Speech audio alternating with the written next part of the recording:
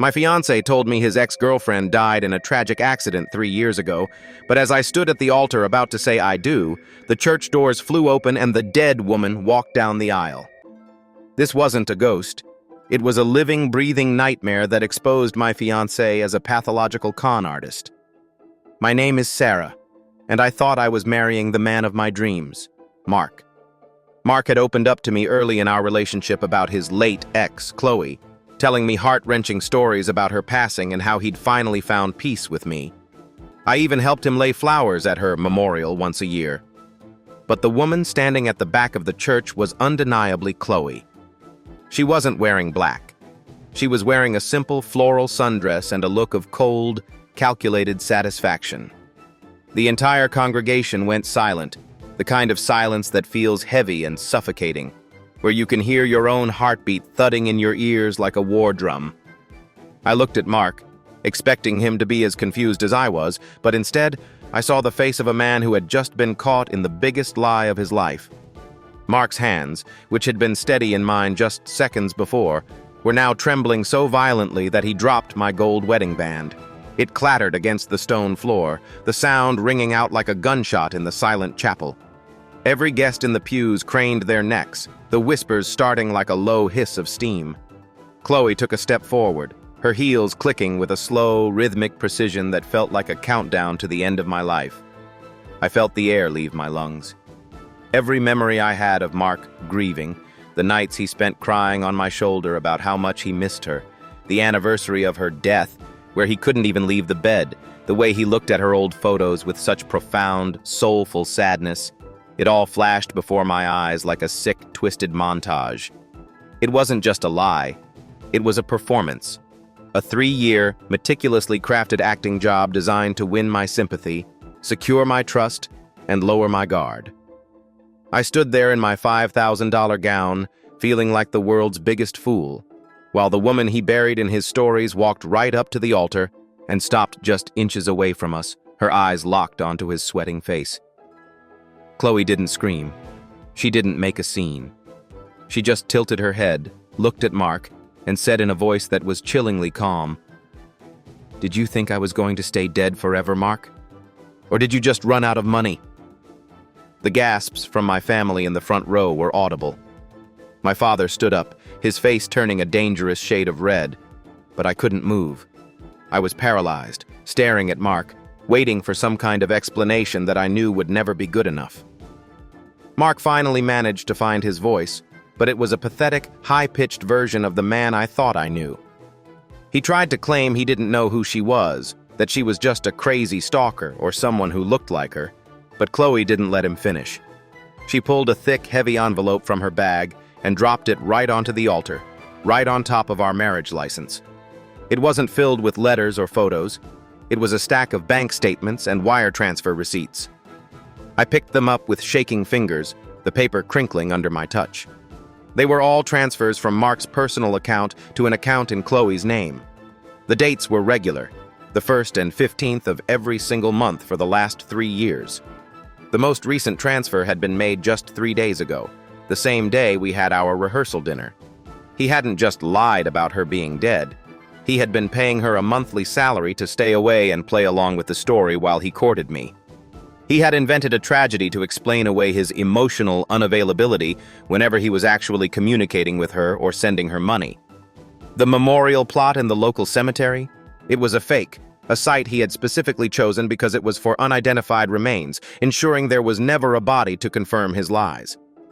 He had built our entire relationship on the literal grave of a woman who was still very much alive and living in a condo he was helping pay for with my family's money.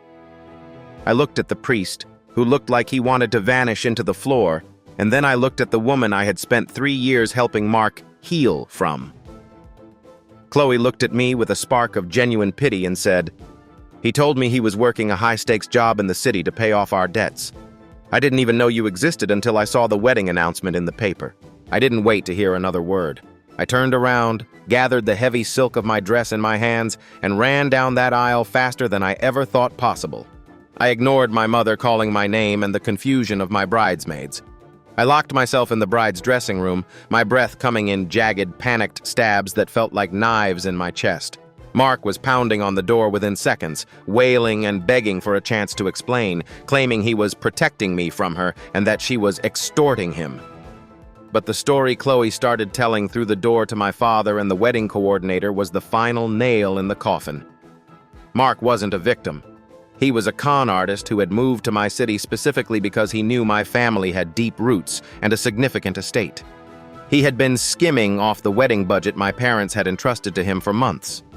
We had given him a $50,000 budget to handle the vendors, and he had been systematically over-invoicing every single one of them, the caterer, the florist, the venue, and pocketing the difference to fund his secret life with Chloe and pay off his own massive gambling debts. He had used the dead ex story as a psychological weapon. He knew that if I thought he was a broken man, I would never question his finances, his late nights at the office, or his occasional disappearances. He made me feel like his savior, which kept me from ever looking at him with a critical, suspicious eye.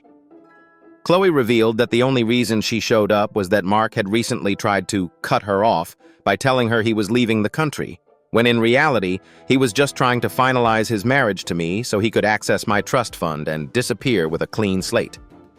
I sat on the floor of that dressing room, surrounded by expensive champagne and flowers that now smelled like rot, realizing that every single "I love you" for the last 1,000 days had been a calculated investment in a long con.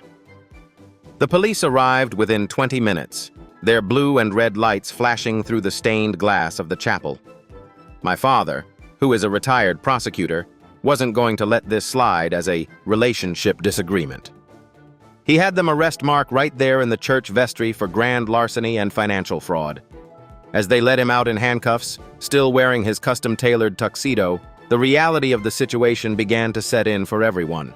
Our wedding was gone, our reputation in our small, tight-knit town was shattered, and my parents were out nearly $60,000.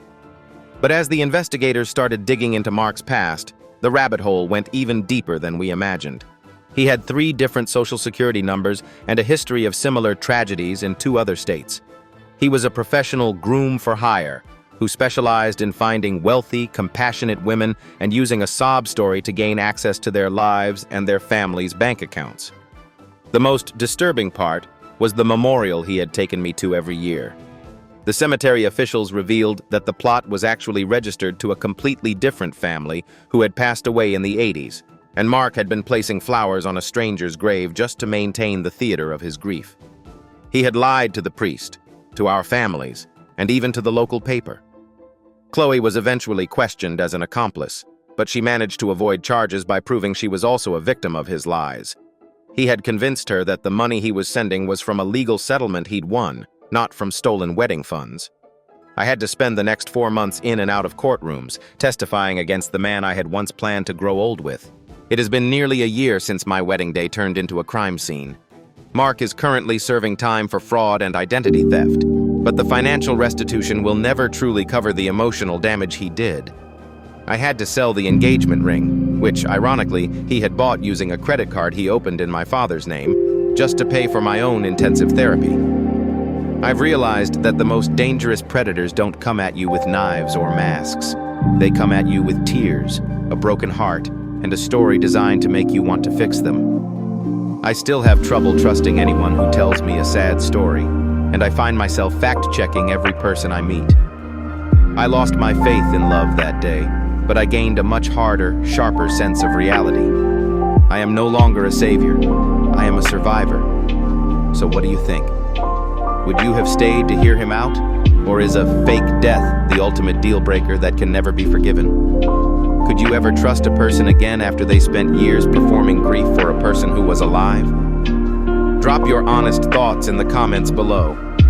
This story is a warning to always verify the past before you commit to a future. If this wedding disaster shocked you as much as it did me, hit that like button, subscribe for more daily Reddit drama, and I'll see you in the next one.